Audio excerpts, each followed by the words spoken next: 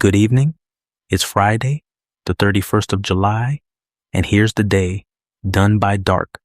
Tonight, a war in its 5th month, half a world away, turned up in 2 places nobody films, a gas pump, and a small town's water tower.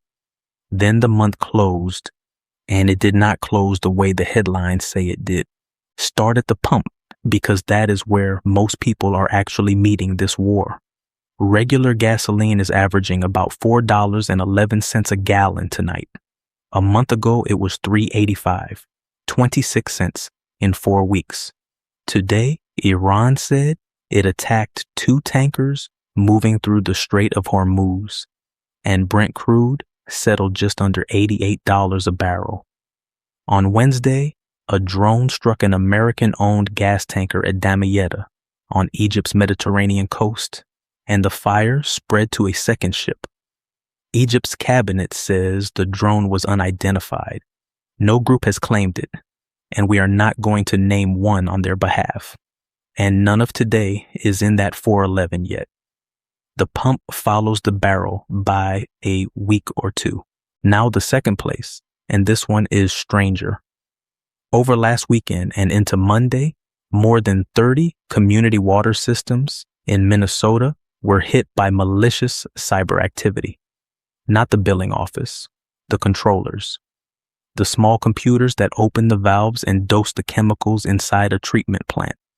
In Braham, a town of about 1,700 people, 70 miles north of Minneapolis, the well and the treatment plant went offline. Braham did not run out of water.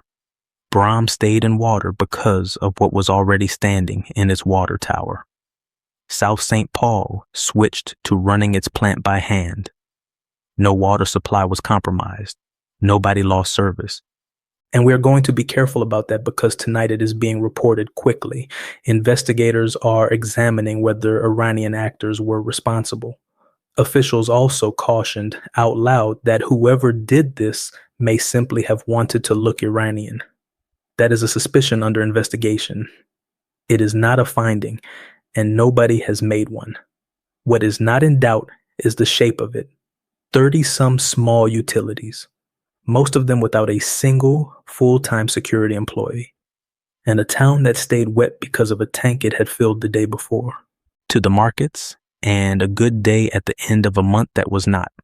The S&P 500 finished at 7,489, up 0.7%. The Dow at 52,485, up 0.5%. The Nasdaq at 25,374, up 1%. Amazon rose more than 15% on the cloud numbers it reported after the bell last night. Apple fell 7%. It beat on profit, then told investors to expect less revenue than they had hoped because it cannot get enough parts. Now, the month itself. July contained a day the Dow fell more than 1,100 points, its worst since April of last year, and a day Microsoft rose 15.5%, its best since 2008. 4 weeks of that.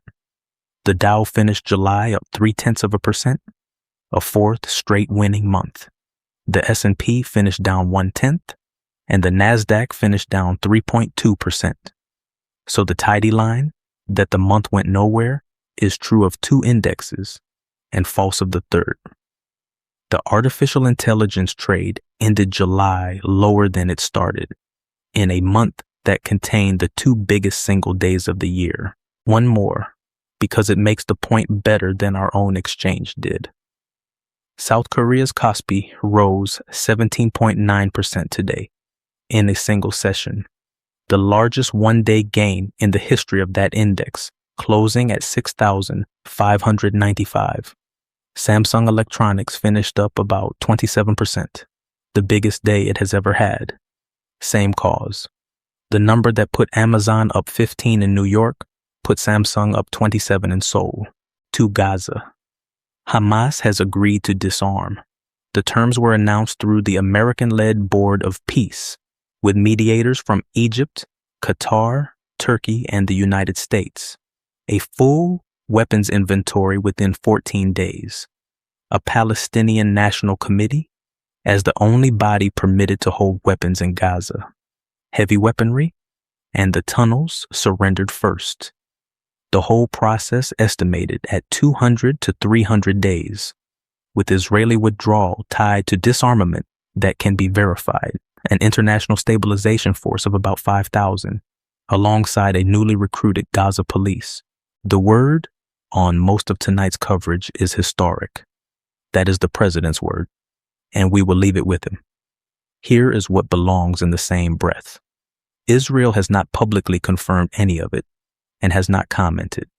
Hamas's own position is conditional. One of its officials said today that Hamas will not take a single step if Israeli forces do not meet their obligations. Israel votes in October, and members of the governing coalition oppose withdrawal. And since the ceasefire last October, at least 1,100 Palestinians have been killed. An agreement announced by one party, unconfirmed by the second, and conditional according to the first, is a real development. It is not yet a settlement. To the Democratic Republic of the Congo, where the Ebola outbreak became, today, the second largest ever recorded.